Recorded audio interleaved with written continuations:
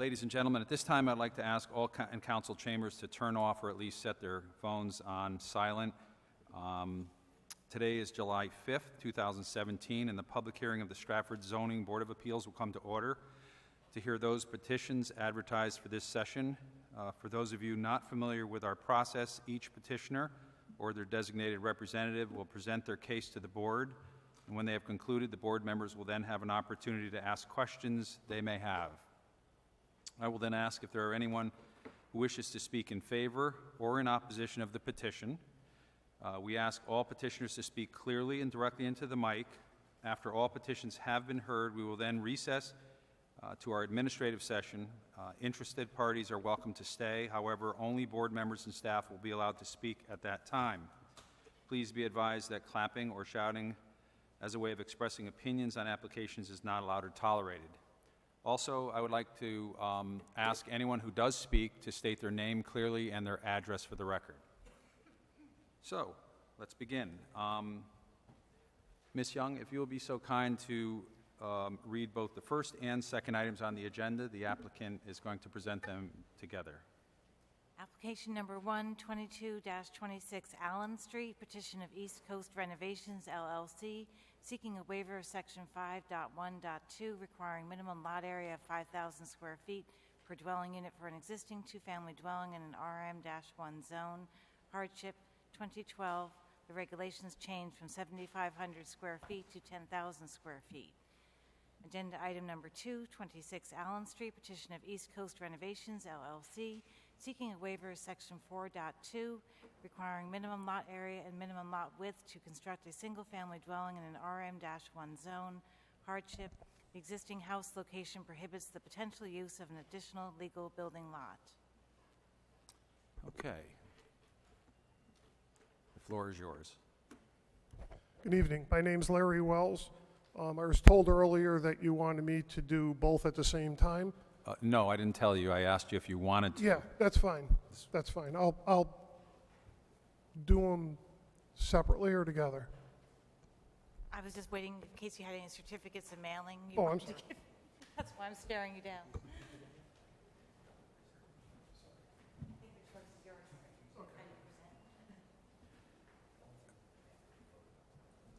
You know, I'll be better off doing them separately, That's if you don't fine. mind. Sure. Because after you asked me, I thought maybe it would be better. Okay, then we'll hear 2226 Allen Street first.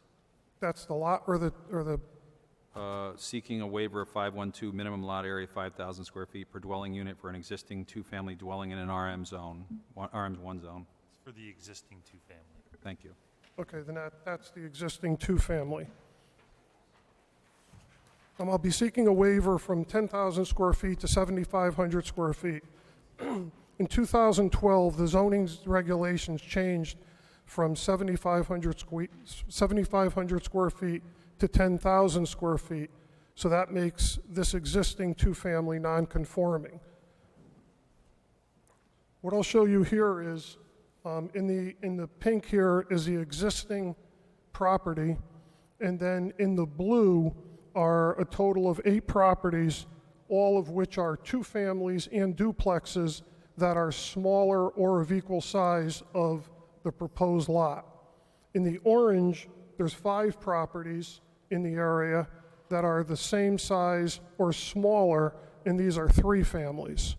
So you can see that the existing or the proposed lot that I'm trying to get approved is very consistent with the area, that there are a lot in the area that are the same. So that takes care of the two-family.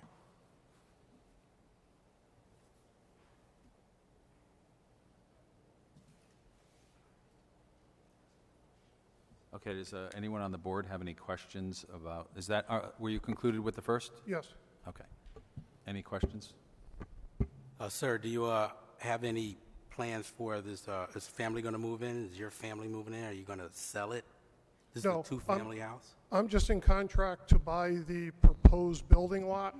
The two-family the two-family parcel is a split off. The lot is a split off of the two-family. I have no intentions of living there, moving there.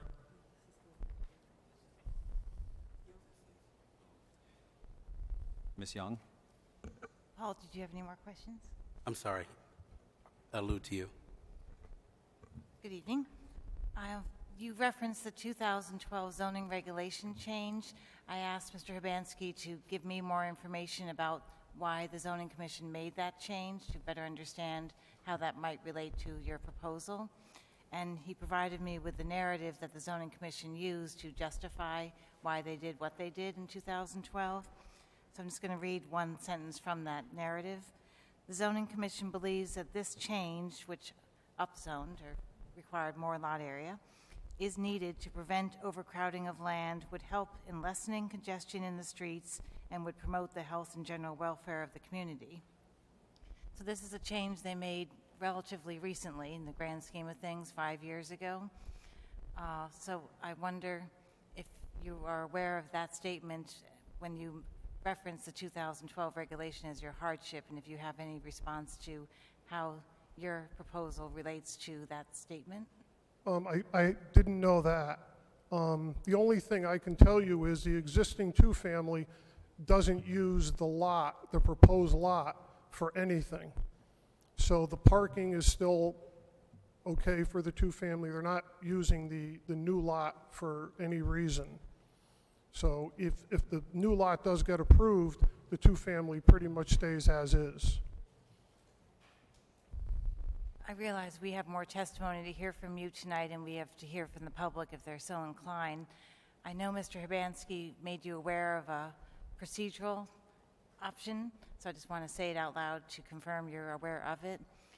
4 affirmative votes are needed, and you have the right to ask for a continuation of this hearing if you don't think the 4 members sitting will be willing to approve this. Mm-hmm. And just to show my cards, I'm not persuaded that the rationale offered in 2012, that anything you have said overrides the rationale offered in 2012, so that's a point of view, but I'm keeping an open mind as I listen to more testimony this evening.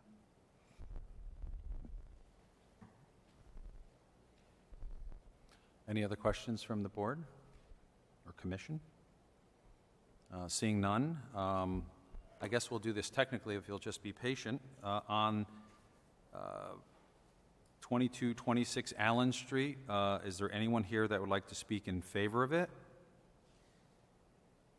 Anyone would like to speak in opposition? Seeing none, please proceed with your next application, 26 Allen Street. Okay, 26 Allen Street. I'm seeking a waiver from 60-foot frontage to 53-foot frontage. Excuse me 1 second. I made a procedural error. I'm actually the vice chair, so I'm not used to sitting in this seat.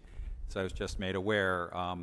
I need a motion to close 22-26 Allen Street. Motion closed. Second. Before I offer a second, do we want to hear from the applicant if they want to keep this hearing open to allow a 5th member to hear it, or would they have that option to hear the testimony before a decision is rendered at the next meeting? I suggest you ask the question. I just want to make sure the chair was okay. The chair is fine with that. So potentially, we will close this hearing, and you will need 4 votes, and you've heard at least one is not inclined. Do you have a procedural preference as to how we move forward on this particular application? So do I have an option now of not going forward, is what you're saying? I'll let Mr. Hibansky reiterate the options. Yeah, I mean, we generally tried to get that consensus beforehand, so if people don't want to proceed, we won't show up. So what we do is we usually call the applicants beforehand, let them know we only have this many commissioners. If you plan on proceeding, you certainly can. But usually once the application is started and presented, if an applicant doesn't like the way things are going, we tend not to back off on that. So that's just generally what the policy has been. So, but I think that since we've offered it to you, we will certainly extend that, should the chair agree. I already did agree. Perfect. So it sounds like you have options.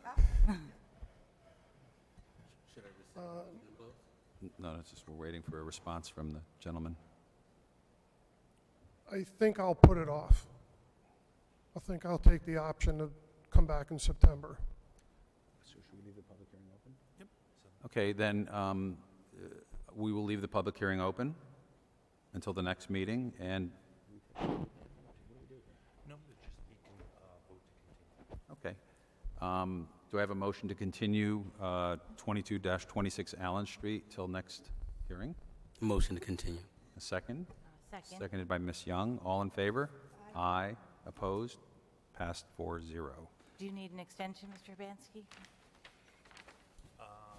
Let me think, we got 35 days to hear it. Yes, I would have to get an extension letter from the applicant, and there's no continuance fee because we were unable to get a full 5 applicants, full 5 commissioners here. So if you could send me a letter tomorrow, just granting an extension to September, look at the date for you here.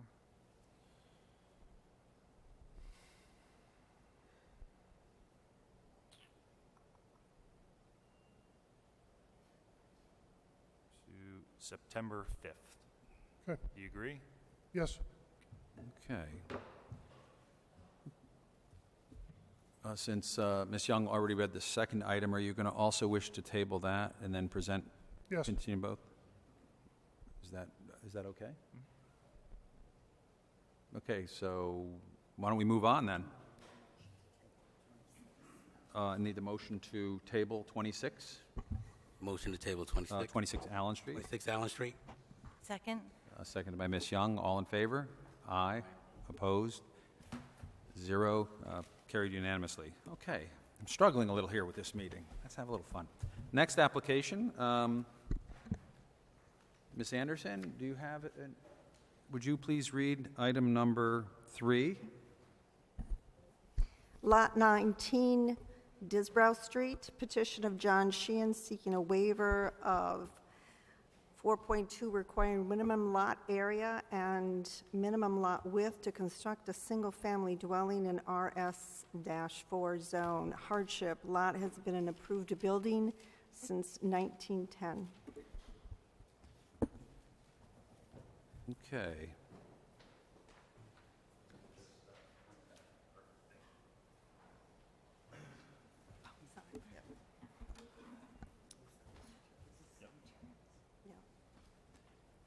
Name and address for the record, please. Good evening. My name is Jack Sheehan, 957 Huntington Road. Been a resident of Stratford for 54 years. This is my first time in front of you guys, so if I'm not doing something right, please let me know. I'm seeking a variance for Lot 19 on Disbrow Street. The lot was approved building lot, was purchased in 1912, and plans to build a home, with plans to build a home. But as sometimes happens, life got in the way. The property has been untouched since then, believe it or not. It has always been taxed as a building lot and never been subdivided or joined to save tax money. I realize the regulations have changed, but I believe the house I've chosen will fit the neighborhood nicely, since many homes in the neighborhood have similar or smaller lot sizes. Also, there have been 2 similar lot sizes subdivided on Disbrow Street in the last few years. I have spoken to the neighbors who have lived there for a long time, some 50 or 60 years, and they've always believed it to be a building lot. Sewer laterals were also was installed in front of this property, which leads me to believe that the town did believe it was a building lot, at least when the sewers went in.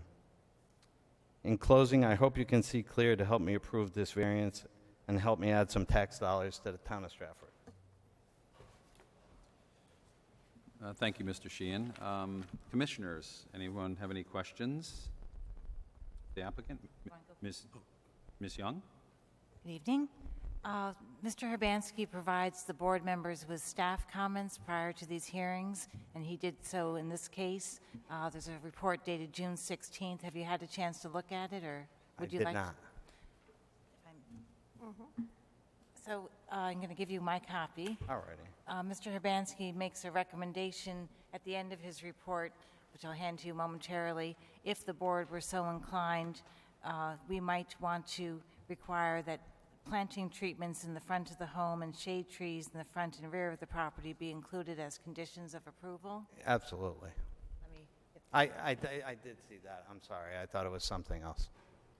Can you, since you had a chance to consider that, can you provide greater detail about what kind of plants, how many trees, and where they might be, as neighbors might be in the audience this evening? If you're standing in front of the lot on the left-hand side, there's a couple of big pine trees that are overhanging the lot, and there are some fruit trees planted maybe 6 or 7 feet off of the, which would be the property line, that are kind of, would be in the way of a new home being there. Those were the only things that I thought Mr. Hibansky was talking about. I'm not sure.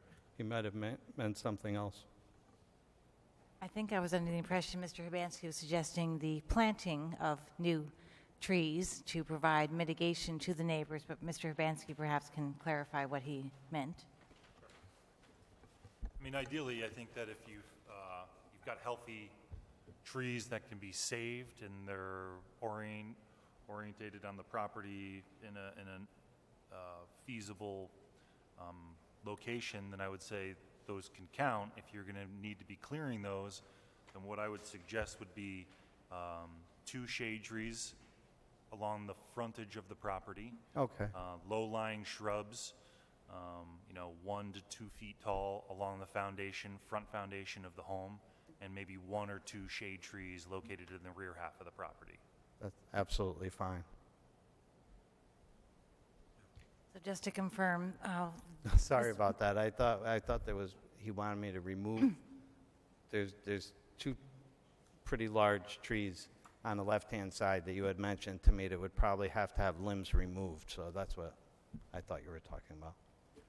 so just to confirm, Mr. Hibansky suggested as conditions of approval, 2 shade trees in the front, 1 or 2 shade trees in the rear, and some low-lying shrubs around the foundation, and you agree to that? That's absolutely fine with me. I have no other questions. Mr. Tavares? Well, it's pretty much asked and answered. I did on-site evaluation and discussed the tree situation there, Yeah. so asked and answered. Thank you. Mr. Sheehan, do you have any questions, Janice? No. Mr. Sheehan, I have a few questions. I'm looking at a site plan prepared for you, and I don't see a driveway. Is there a garage? Can you describe this house to me so I can get a better feel? It's a small, very small, narrow 3-family. I think I have a color picture of the house. 3-family or 3-story? 2-story. You said 3-family. Did you say I'm sorry, 3-family? 3-bedroom. 3-bedroom. 3-bedroom, small, narrow 3-bedroom, but I think I have a color picture. Might help. I Thank don't you. know if That'd you'd be like. wonderful.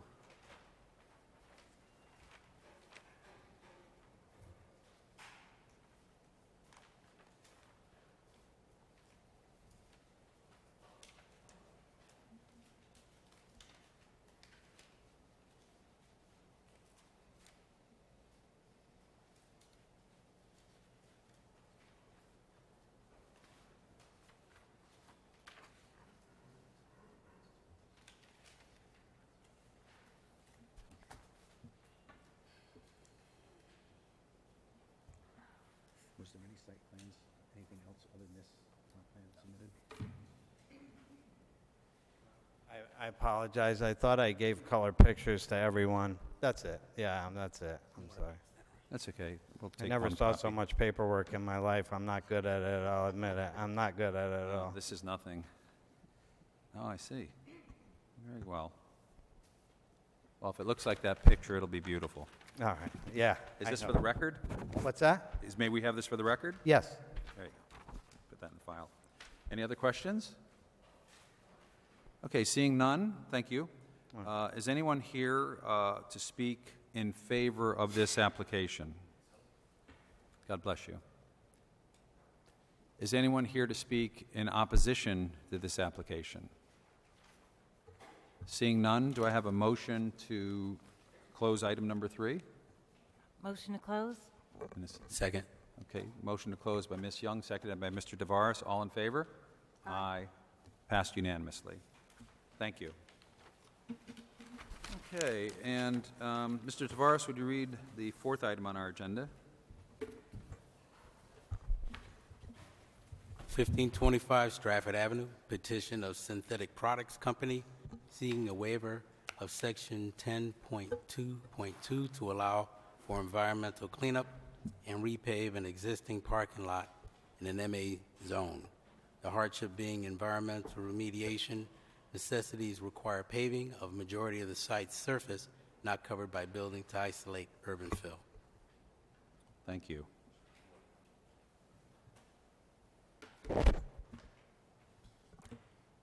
Good evening. I'm Robert Simmons, the Chief Hydrogeologist for HRP Associates. With me tonight is Tom Battles, our Director of Civil Engineering. I will set the kind of the introduction for why we are in front of you, and Tom will speak to the actual engineering aspects of our design and what we're trying to accomplish here. HRP is located, our office is in Farmington, Connecticut, 197 Scott Swamp Road. The property in question, 1525 Stratford Ave, is a former industrial site, was utilized for the better part of 50 years for small and concentrated but fairly intense manufacturing. The result of that resulted in two things. There were some releases of contaminants on the property, which we'll be cleaning up from spot releases, but as a result of our investigations of the property, we found that there's approximately 3 to 5 feet of fill materials that were placed on the site historically. Those fill materials contain some coal and petroleum residues such that we're pretty much finding some contaminants almost here and there wherever we look out there. The site is subject to 2 remedial programs. One is the Property Transfer Program, the Transfer Act, due to a sale a couple of years ago. The property is also subject to another program called the RCRA, Resource Conservation and Recovery Act Corrective Action Program, which is administered by Connecticut DEP for the US EPA. The contaminants that are present at the property and the soil are primarily lead, arsenic, some of the polynuclear aromatic hydrocarbons that are associated with coal residues, asphalt residues, and things like that that are present in the fill. We have a plan that has been, remedial action plan has been public noticed, gone through DEP review already, and we are here because to affect our plan, what we really need to do to the site is to render the soils over most of the site, which the surface is not covered by the building now. The majority of that of surface is either partially asphalted, broken asphalt, or gravel. To bring it into compliance with the Connecticut Remedial Standard Regulations, which is the DEP's regulations for site cleanup, we're proposing primarily to harden the rest of the surface of the site with grading and a new asphaltic surface. It'll improve the site, both its ability to be used by the current owner and his tenants, as well as clean the site up. What that does is it does require us to pave more of the site than is allowable under your regulations under 10.2.2. I believe we're looking at a total coverage of closer to 92% than 80%. We do have some stormwater retention on the project. I'll let Tom talk about that a little bit more.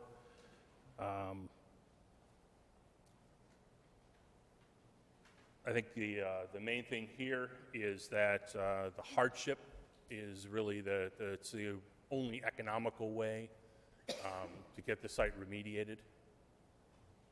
And with that, I'll let Tom talk about the engineering aspects of our design. Again, for the record, my name is Tom Battles. I'm the Director of Engineering Services for HRP. My design team basically put the plans and specifications together for the project, but Just to back up a little bit, it's a light industrial zone where lot coverage is up to 80%, with supposed to be 20% of green space. Currently, it's about 97% impervious and about 3% green. So we're increasing the green space as much as we practically can, we think. Like Bob had mentioned, to make the soils inaccessible, we're basically putting a 3-inch asphalt paving on it. What we've done with the stormwater in the front of the building, the front of the site, is we're basically putting the water in the ground into infiltration units and catch basins. It wasn't feasible to go out onto the state highway and drain out there. On the back side, we've created water quality swales, which are going to, and there's catch basins as well, but we're going to capture the water sheet runoff into water quality swales. So we'll get a little pre-treatment before it goes into the town system out of the back of the site. The drainage report was submitted as part of the application. I don't know if everyone's had a chance to look at it or not, but we're basically reducing the site runoff of the drainage from what it is now. So, in a nutshell, it's a site that's completely paved. We tried to create as much green space as we could practically and still make the soils inaccessible. I think that's all I really had. If there's any questions from an engineering standpoint. Mr. Tavares? Good evening, sir. Will there be another reevaluation of the site and the soil samples after the application of the asphalt and surrounding base of the facility? Bob can probably answer that better, but I believe we've characterized the site. The site characterization has been completed at this stage. There's really no additional characterization to be done. We have the degree and extent of the smaller areas that we're taking materials out of defined. We have the waste characterization sampling done so we can get those approvals. One of the things in the RCRA Corrective Action Program, because it runs in the federal year, DEP is hoping that we can get this site actually completed before the end of September, as the federal fiscal year starts again in October 1st. So I don't know if I answered the question you were looking for. Well, that was one, thanks. Yeah. What exactly is the manufacturing of the products? What kinds of products, or what exactly is synthetic products going to be producing? Synthetic products has not been in the property for quite some time. They were a former tenant and have the RCRA corrective action liability, which is why they're doing the remediation on the site. The current occupants of the site are tenants. They're not doing industrial activity. It's primarily warehousing and storage at this point, with some office operations up front.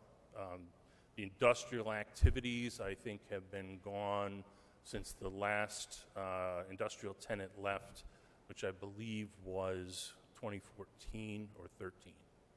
That was another tenant that had followed synthetic products called flow polymers.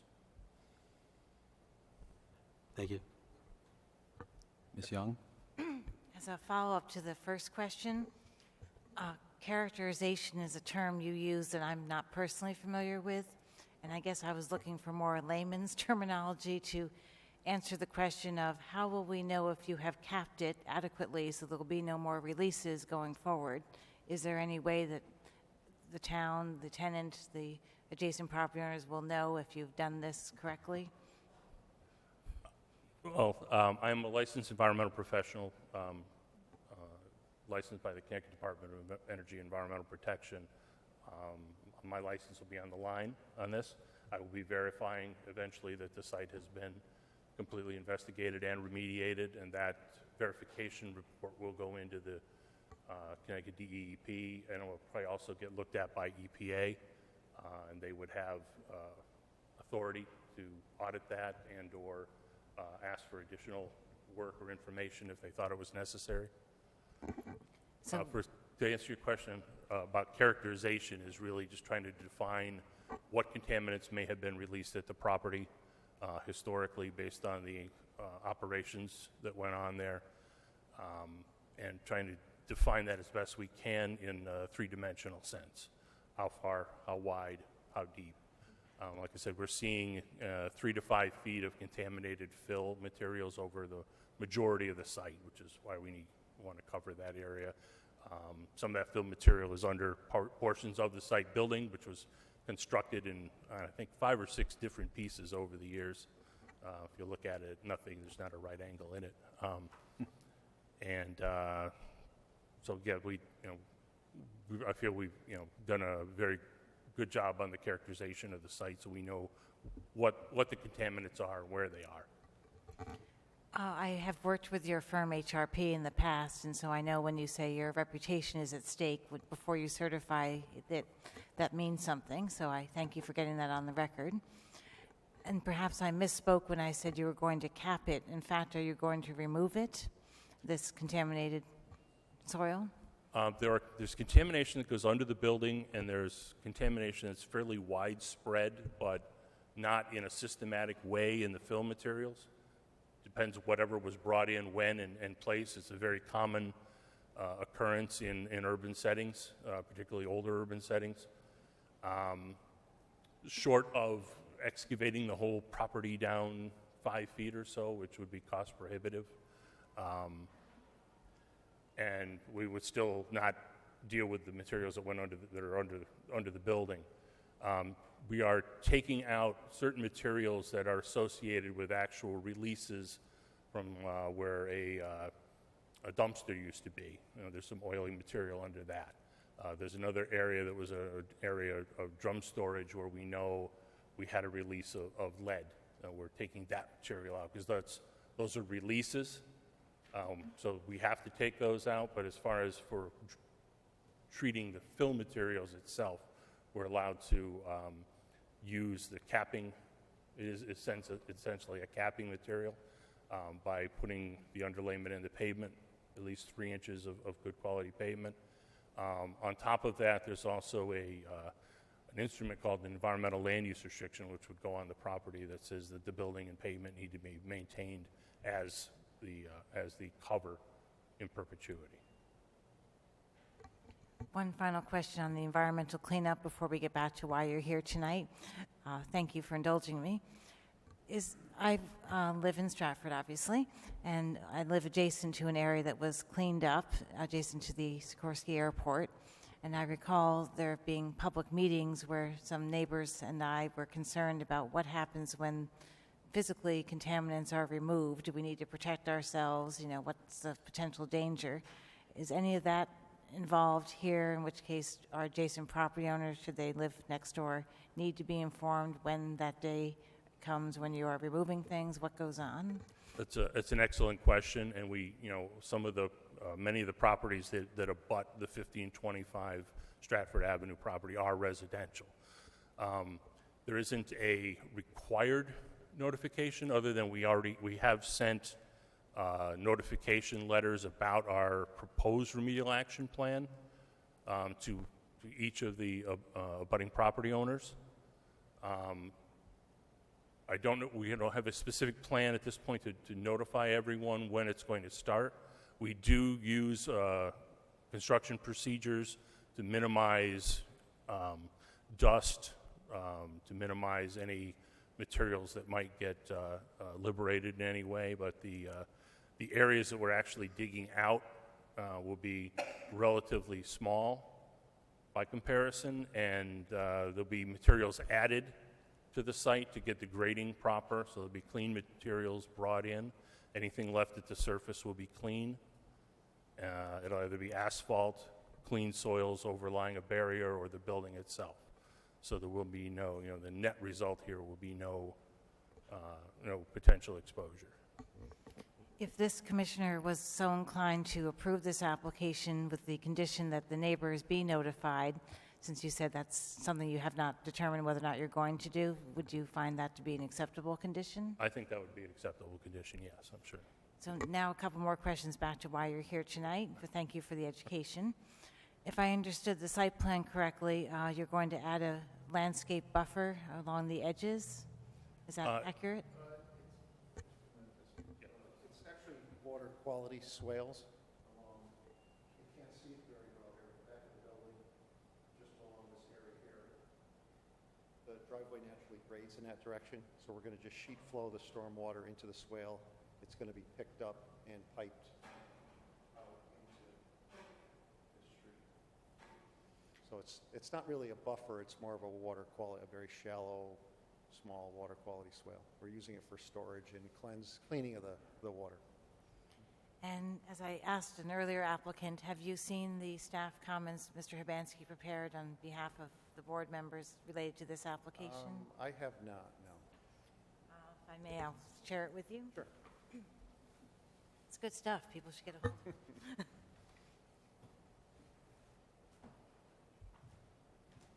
I think one other thing I wanted to offer is this remedial cap is something that, based on the contamination in the ground, is acceptable method, and the DEP has basically approved that. It's Bob's recommendation in a report to do this type of capping. So the state has found, based on, they look at all the data and the analytical, so they've basically agreed that this is a proper closure of the site.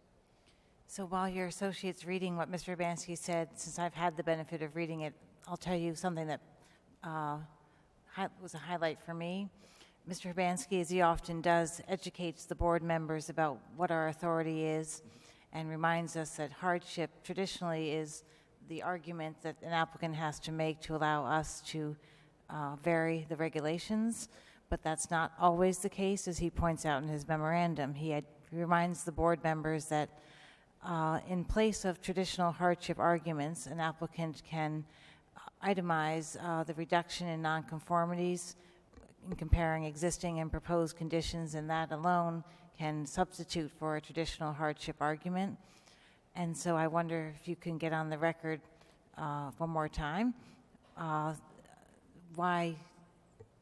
What is your hardship argument, or what are your reductions in nonconformities? Oh, sure. The zone requires 20% of the site to be green space. As it exists now, if we don't touch the site at all, that's like 3%. We're going to as much as 8% because we need to keep those soils inaccessible. That's why we're paving. So we're decreasing how much impervious there is now. I hope that answers that question. We are improving the water quality of the site. Right now it just runs off into wherever it goes. It could be into the street, into Route 130. So at least it's being pre-treated ahead of time, so you're getting better stormwater quality in your town system. And like I said, out in front, we're infiltrating the water so we don't put it out into the state's drainage system. Mr. Hibansky, since I don't have your staff report in front of me anymore, so we have a reduction in the non-conforming open space. We have a reduction in the non-conforming water quality. Is there anything else that you cited in your staff report that we're benefiting from in terms of reduction in nonconformity? No, those are the only ones I think that would apply to this application. Thank you very much. Don, just Yes. to be clear, there's no changes to the existing building under this application, just the paving. I have no other questions. Any other questions from any board members? Seeing none, thank you very much for your presentation. Thank you. Would anybody here like to speak in favor of this application? Please come forward to the microphone and state your name and address. Bruce Fern. I live at 163 Northfield Street in Bridgeport, but I own the property at 6-8 Eleanor Street. Okay. And I wondered if it'd be possible to get a privacy fence and some landscaping in the back of that property between them and the parking lot. Are you talking about the previous application that has been tabled, the Allen Street? No, this is this property here, where this backs up on Eleanor Street. Oh, okay, I'm sorry. I thought you said Allen. I And apologize. when they pave that, I wondered if they'd be willing to put in a privacy fence and some landscaping there where it backs up on my property. Could you share with the commission on that display there what house you're talking about? This Corinthian Street is on the bottom and Stratford Avenue is on the top.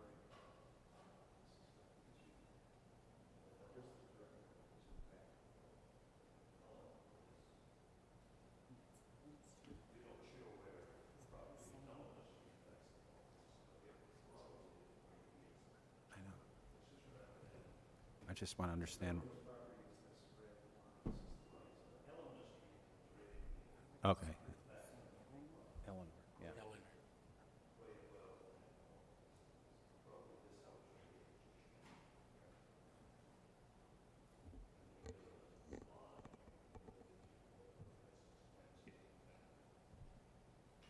Okay, thank you for your question. We can ask the applicant to respond, I guess. I'd like the applicant to respond, if you can appreciate the orientation offered, if you have a response to the request. I'm not sure what's intended by landscaping. We do have, there will be, through the drainage swale, there will be a vegetated buffer there. There wouldn't be, landscaping in terms of lawn or garden that will be planted with various shrubs that are in the plan. As far as privacy fencing, there is a mixture of fencing on some of the properties back there right now. I can't speak to whether we can, I can't volunteer that at this point, but it's something we could take under advisement as far as putting some additional fencing up. I guess how much of that fencing are we talking about? What kind of fence? Mr. Urbanski, do we have any standards in the zoning regulations where we require privacy fencing to offer mitigation between residential and commercial property owners, such as an 8-foot stockade fence or something of that nature? Well, the applicant seemed like they wanted a privacy fence. That would be something that would either be a chain link fence with the slats woven into it. You can do a 6-foot vinyl fence. I mean, it seems like that's what the applicant, or what one of the abutting neighbors wants. So, I mean, a suggestion, if the board was going to decide to approve, would be that, the property or the applicant install a 6-foot privacy fence all along the rear half perimeter of the property. Well, the residential buffer side, yeah. Well, I don't think that property is residential that the gentleman's talking about necessarily. No, oh, okay, I see. Maybe we need the gentleman who spoke to come back up and clarify for us where he is again. We're trying to understand, if we were to incorporate your suggestion as a condition of our approval, how would we articulate it? And we're wondering if the property you're concerned about, your property, is residentially zoned or is it commercially zoned? It's residential. So there's a house there, There's a house, yeah. Right. There's a two-family house on that property. right? And the address one more time, sir? 6-8 Eleanor Street. Just to help the rest of the commission, I don't know if anybody had the opportunity to walk this. I walked this entire property, and it does need to be paved, gentlemen. But the whole green lower portion, or from my orientation from the left side, appeared to all be residential in nature. There was next to the building in that little sliver, there's a sort of a older, like, stockade fence that was it looks like it was put up by that two-family or whatever's there. Then when I walked into the middle of the parking lot, I didn't really pay any attention. And then the driveway access it's very interesting. Some of the people access this left parking lot from Corinthian Street, and then the other parking lot up on the top right of that is accessed so it's split by Stratford Avenue. So it's very unusual. They put 10 pounds of building on a 5-pound lot or whatever the cliche is on this one. But so it has a split parking. Sir, we heard Mr. Urbanski suggesting that a 6-foot-tall vinyl fence might be a suitable condition as far as the material and the height. Do you find that acceptable? That's fine. And Mr. Urbanski, can you help us articulate again how that condition might read? Sure, you could say the applicant should remove any existing fence and... There's no fence there now. Okay. There was a tree line a couple years ago, and they were doing work there, and they cut the trees. Okay. Now it's all over. So, but it sounds like there might be, in other areas of the property, there might be some dilapidated fence. So remove all dilapidated... Fence, yeah, some of the other property. Okay. And there's, So we're thinking of some other the other abutters other than yourself, so, there's probably about 90 feet. okay. Maybe a 6-foot privacy fence installed along any residential properties in the rear half? Or any residential properties that abut this property? Gentlemen, or applicants, so you've heard a preview of what could become a condition. Did I understand that you can or cannot respond to your willingness to accept such a condition?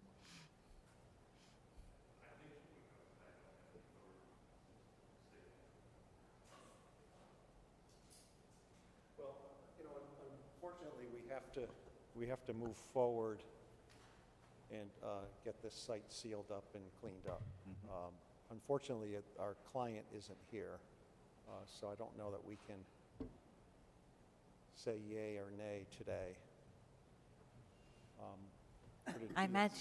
Could it be just this gentleman's property? Does it need to be the entire residential?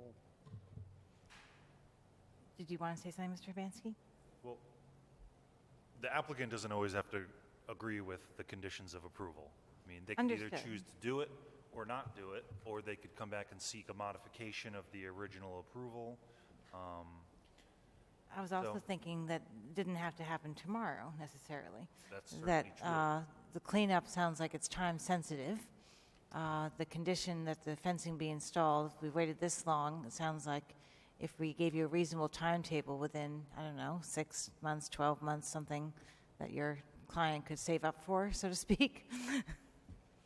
Yeah, I mean, we're going to have to do what the commission wants us to do. We just can't make that decision tonight without our client here.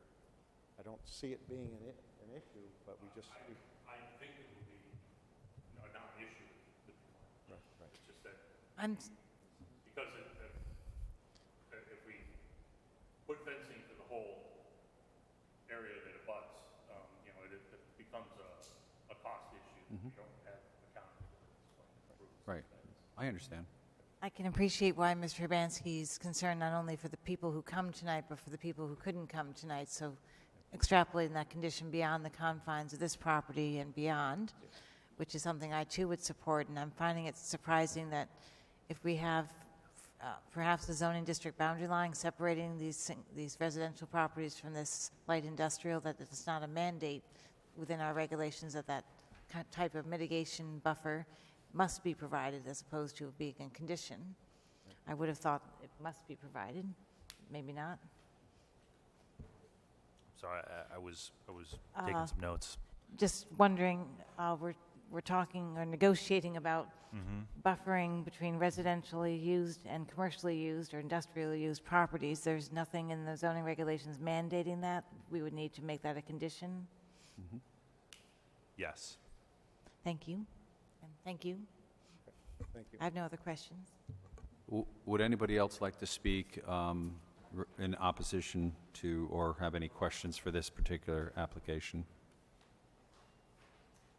Michael Vitale. I own 1555 Stratford Avenue and 1563 Stratford Avenue, which are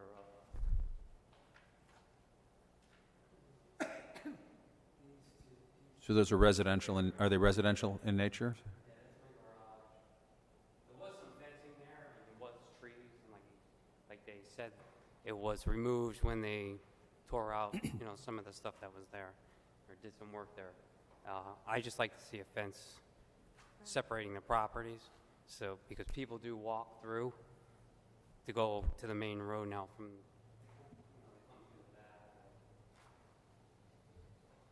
That's all I ask. Okay, well, thank you very much. Mr. Urbanski, that last gentleman, was he pointing to the rear of the property? Or are we now extending this potential condition to be providing a buffer of the fence adjacent to any residentially used property? I just don't know I what was we're calling the suggesting rear. just do the entire, I think the entire property is the most comprehensive approach. I would agree. It wouldn't make sense to put up, at least from my perspective, I'm not paying for the fence, so it's easy for me to say. But, 10 feet here, stop. Right. Yeah, 40 it's feet on the here, residential stop. buffer. Yeah. Right, thank you. Just for the boundary with the commercial No big. on the east side, there is a chain link fence up to here, and this area we would be mating with their existing fairly recent asphalt Mhm. project there, so at least on the east side Right, of the right, project, it's either already fenced or contiguous. perfect. Okay, is there anybody else that would like to speak in opposition or any comments on this application?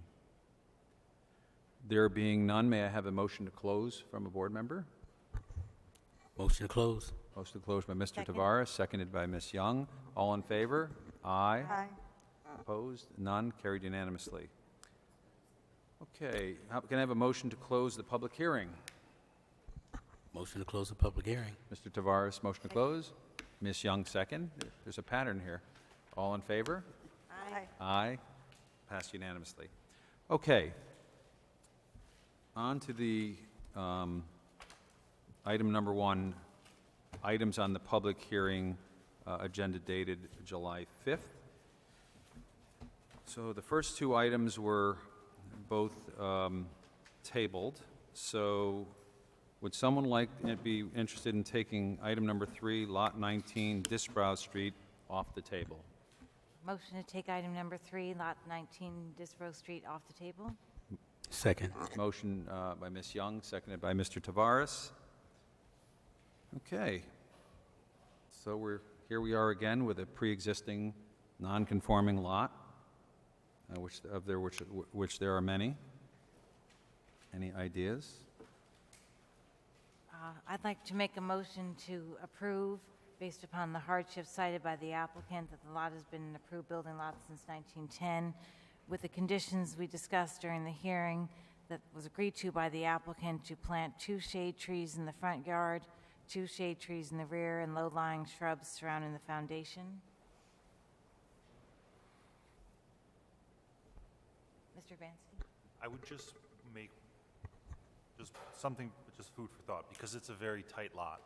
We may want to give the flexibility to the zoning enforcement officer when he's processing the permit that they do between 1 and 2 shade trees in the front and maybe 1 and 2 shade trees in the rear, so that the trees aren't, there's just not too much trees. So I'll modify my motion, if I may. So motion to approve based upon the hardship cited by the applicant, with the condition that 1 to 2, based upon the discretion of the zoning officer, be planted in the front yard. 1 to 2, shade trees in the rear yard, discretion of the zoning officer, and low-lying shrubs around the foundation. Second. Okay. Motion by Ms. Young, seconded by Mr. Tavares. Any discussion? All in favor by saying aye. Aye. Aye. Opposed? 0. Passed 4-0. Congratulations. Would someone please take 1525 Stratford Avenue off the table? Taking 1525 Stratford Avenue off the table, I'd just like to make the recommendation of Ms. Young's stipulation of having the residents notified of the contamination removal. Yeah, we need a second before we go into that. Second the table. Seconded by Mrs. Young. Okay, Mr. Tavares, continue. The only question I have is, again, with the fencing, so with the stipulation of the notices going out to the residents, the fencing situation is, are we going to make a motion that pending that, approval of a fencing or not? I think you have the ability to make a motion including the fencing if you're so inclined. I'm so inclined with the fencing abutting the area, the residential area.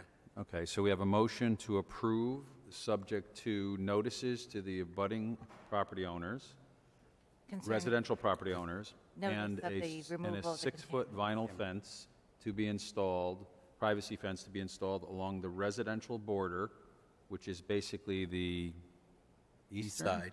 Southern? What is it? Gentlemen, do you, thought that was I know you're not supposed to say, but whatever, the residential border of, I was just thinking orientation of what direction that is. Perhaps it's just adjacent to any residential use. Adjacent to any residential uses. So that's a motion. Do we have a second? I second the motion, but I want to make sure we get the rationale for why we're doing into the motion, the hardship Certainly. or the reduction in nonconformities. Right. Can I make a friendly amendment to your motion? Absolutely. So again, the rationale for why we would support this motion would not be the traditional hardship argument, but rather our ability to rely upon the reduction in nonconformities as our rationale. We are reducing the nonconforming open space area and reducing the nonconforming water quality and improving both conditions, and therefore that's why I think we should support this proposal. Okay, so we have a motion, an amendment, and of course a second. Any further discussion? Before we vote, I just want to say I think it's going to come out wonderfully. I mean, it needed to be paved 15 or 20 years ago, probably. But I'm glad they're doing it now because they're taking remedial action on other items. So that being said, let's vote. All in favor of approving 1525 Stratford Avenue, signify by saying aye. Aye. Aye. Opposed? Carried unanimously 4-0. Okay, next item on the agenda is approval of the minutes, June 6, 2017. Has anybody had a Motion to chance? approve? I'm sorry? Motion to approve? Motion to approve by Ms. Young, Second. seconded by Mr. Tavares. Any discussion? All in favor? Aye. Aye. And passed unanimously. Jay, do we have any campsite reviews? No, we do not. Okay. Any member concerns or comments? One question. At our last meeting, Jay, I was talking about could we get copies of the decision letters? Did those go out after the last meeting? They should have. Okay, I will check my email. Maybe it went out by email? I didn't email them. I just made copies of the approval letters and put them in the stack of things that are supposed to go out in your packet. So if you didn't get them, did anybody else? I get them? received. I didn't get them. Maybe you can send them by email to me, or Sure. just for me, for my collection at home? That would be great. Thank you. Okay. Any other member concerns or comments? Great job by our vice chair tonight. Yeah, Oh, good I'm job. trying. I actually have one I want to share with the commission because on the record, when we get our packages on a monthly basis, it takes me about 30 minutes to collate it and try to figure out what's with what. Jay's comments are here and the application's there and the map's there. So I gave Jay a suggestion. He doesn't know if he can successfully implement it to have to have these packages ordered so that the first item on the agenda is all clipped together nicely. The second item is clipped together nicely with a marker on the front saying item agenda number 1, so we don't have to kind of fish through our packages and try to... Yeah, don't you do it? We all do that, so hopefully we'll make it a little bit easier. But that being said, is there no other item, so I have a motion to adjourn. Second. Well, was that a motion? Seconding your motion to adjourn. Oh, I guess the chair will make a motion to adjourn, seconded by Ms. Young. All in favor? Aye. Adjourn. Thank you. And Janice, thank you very much for coming out tonight to make the quorum. You're welcome. You're welcome.